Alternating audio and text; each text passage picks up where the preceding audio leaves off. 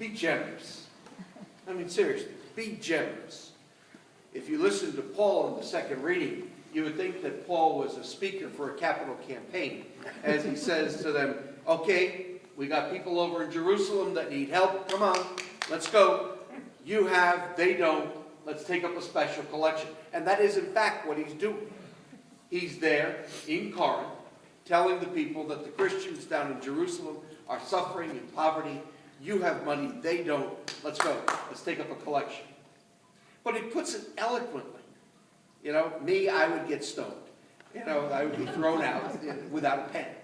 Paul, they give him money because he puts it so eloquently. But we see in Paul, in this letter to the Corinthians, that it's not just about the collection of the money, it's about imitating God's generosity. We see in the first reading where, wisdom says, everything in the world is given to us. We in turn must give back. Paul, in his letter to the Corinthians, even though he's there making a collection, he's talking about you and I have together received the Word of God. We have received abundantly from our God. We must in turn give back. And then in the gospel, we see two cures. Very curious.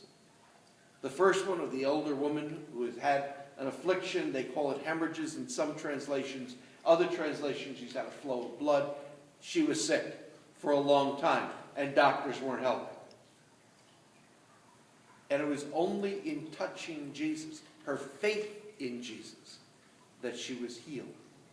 And it is by faith, the faith of the Father, that the daughter is healed. Again, what we see is Jesus' abundant generosity. When the Father runs up to him and says, Jesus, my daughter is dying. Please come and heal her. He doesn't say, do you go to synagogue every week? Have you donated? Have you been a good boy? Are you on the naughty list or the nice list? He doesn't do a morality check on him. He doesn't do a membership check on him. He doesn't say, let me see your card from the synagogue, letting me know that you've been approved. He says, yes, I will.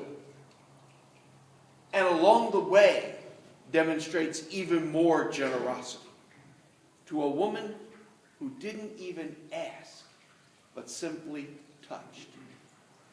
And there is this abundant generosity of our God.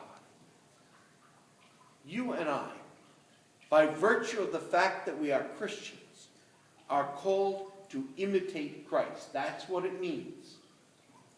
By virtue of our baptism, we are called to imitate Christ, the Son of the eternal God, who is abundantly generous with us. And there is not a one of us sitting here who has not needed the generosity of God in one way or another. We are in turn called to share generously with everyone we meet. It's way too easy to just reach into your wallet, pull out a 20 or your credit card, and I make a donation and I'm good. That's way too easy. It's much harder to sit down and offer people our time, our compassion, our understanding.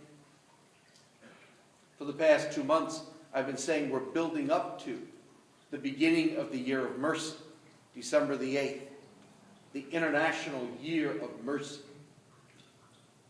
The Gospels will call us to be a people of mercy. How will I show mercy today?